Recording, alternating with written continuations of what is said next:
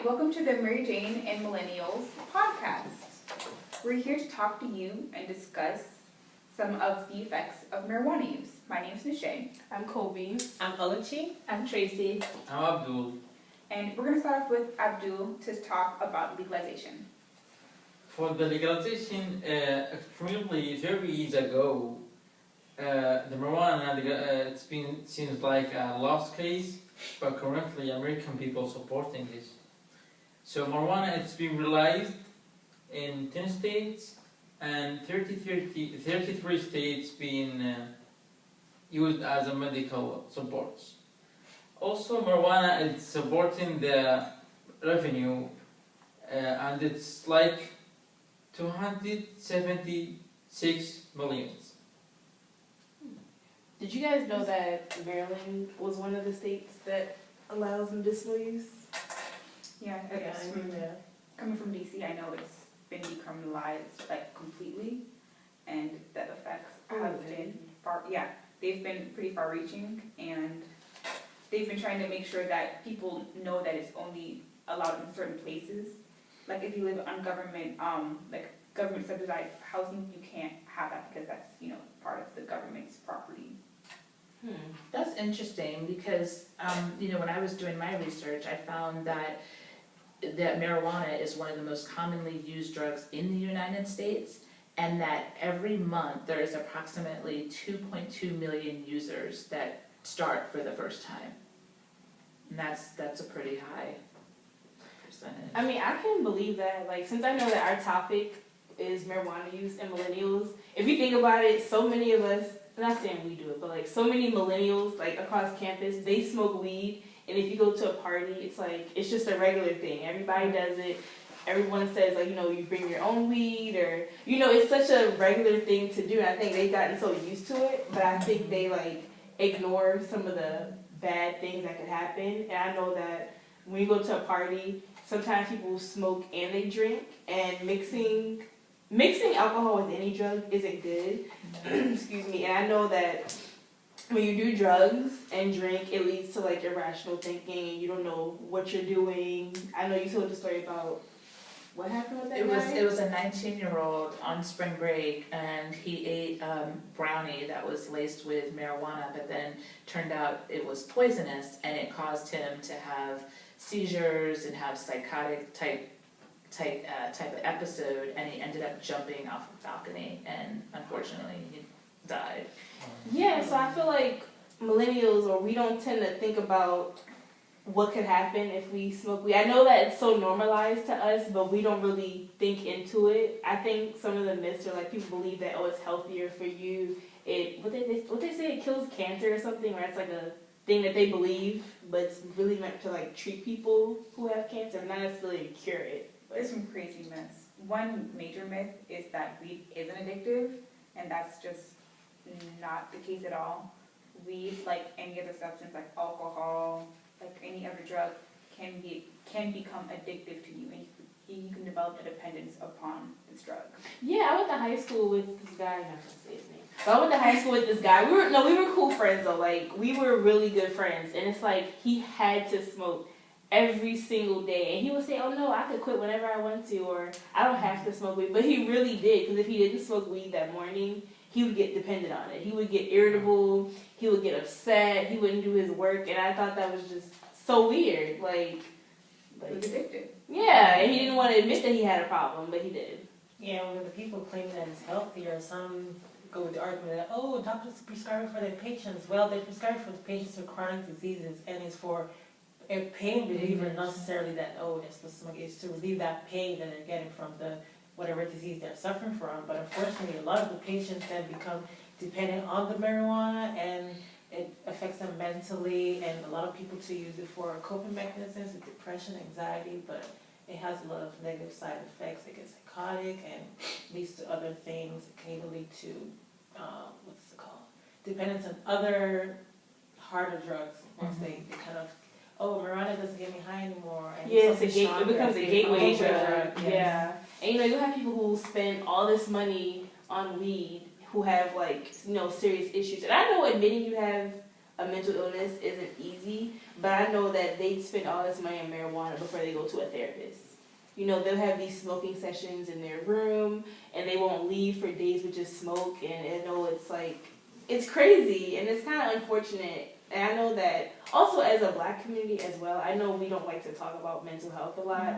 So I know it's kind of hard to admit that as well. So I'm not going to say it's just their fault for them just because they smoke weed, like, okay, they shouldn't do it. But I know it's hard to admit that you have a problem. But that's like, isn't that what addiction does to you? You know, you don't want to admit, no person addicted to drugs wants to admit that they're addicted to drugs. And because marijuana, it's a touchy situation because some people don't believe you can get addicted to it. That's why they're straying away or they're not believing that they have an issue with it. So I think sometimes too, you know, your body just becomes so used to it, and you know, you just search and search for those higher dosages because your body just becomes immune to it, and the dosage that you were taking before doesn't really do it anymore.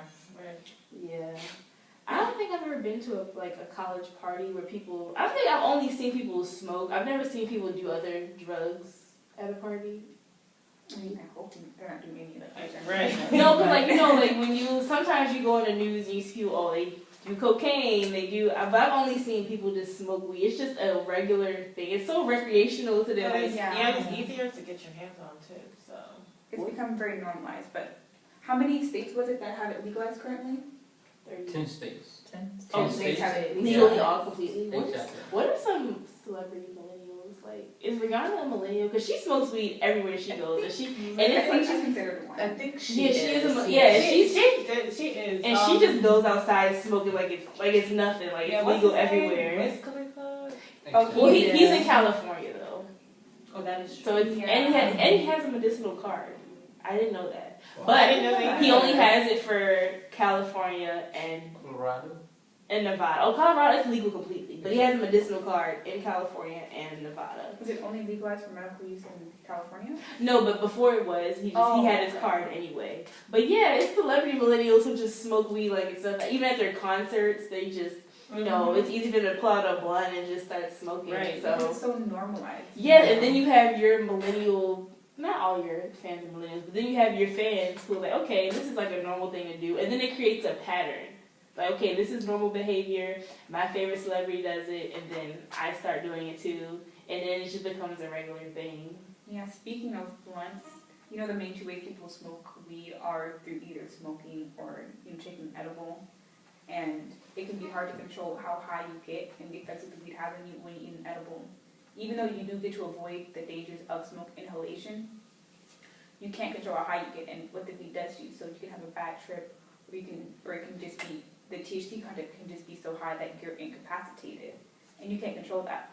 But when you're smoking, while you are having negative effects because anytime you're taking in smoke, whether it's from cigarette smoking, weed smoking, being in a burning building, you're going to have a negative effect. But you can at least control how high you feel and how, incapacitated that weed might make you. Yeah, actually, I used to have a friend.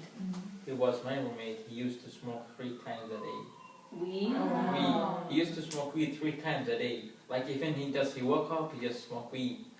Then he was so skinny. Like he was so skinny. He didn't eat. He would just smoke all the time. No, he eat like sometimes, but like he smoked a lot. Like, Sometimes. yeah.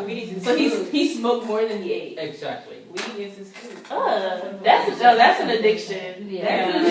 That's an addiction. But like seriously, like he had some mental issue because sometimes he like keep thinking about like I want to stay alone. I don't want to talk to people. These people so bad. These people like talking in my back or something. And that's a huge point too. They said that long-term use is what causes the psychosis and the schizophrenia. And if he was doing it 3 times a day, I mean, he was definitely definitely addicted. Exactly. That's definitely long-term use. Yeah, because my mom, she works as a probation officer and she works for mental health court in Baltimore City. And out of all of her clients, she can honestly say that all of her clients started smoking weed, which led to like making their mental health worse. And now her clients, they started off smoking weed. They now do fentanyl, cocaine, and they were arrested on all types of drug charges. But they all admitted to her that they did used to smoke weed in the past all the time. One of the funniest story that he was smoking next to me. Then I just woke up like almost like 10 o'clock in the morning. Then he was just smoking next to me. Then I just fell asleep. And he told me that's And you woke up and he was still nothing changed. Yeah, I just fell asleep. Then I said, "Come on, what happened?" He said, "This is kind of drug, so that's why that you feel this way." Yeah. But in all seriousness, like I know that millennials, like I know that we smoke a lot of weed. I know that us as a whole we do it, but I just feel like we should pay attention to the bad side effects too. I feel like we don't pay attention to it. We kind of just brush it off because we don't think it's that serious. Yeah. So Because, there are benefits, like, in terms of, like, medicinal purposes, Mhm. and, people utilize it as a recreational, like, something that gives them euphoria, like, in the same way that people use alcohol, but there are definitely dangers that people have to consider. Yeah, I'm not saying it's like it's all bad uses, but the proper medical card and prescription from a doctor, then I feel like it could like really help someone out.